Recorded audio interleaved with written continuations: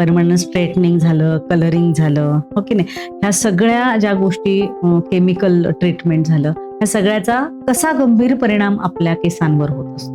Madam, जे आपण straightening, permanent straightening किंवा कलरिंग करतो, ह्या सगळ्यामध्ये एवढे जास्त केमिकल एजंट्स असतात, जसं की पीपीडी झालं, अमोनिया झालं, पीडीटी झालं. हे आपले केस परमनंट डॅमेज करण्याची कॅपॅसिटी ठेवतात. कारण आपल्या ज्या केसांच्या बाहेरचा लेअर असतो, ज्याला आपण आउटर कॉर्टेक्स म्हणतो, तो लेअर पूर्णपणे डॅमेज होतो ह्या केमिकल्समुळे. आणि सोबतच आपण अजून त्यावर हीट लावतो.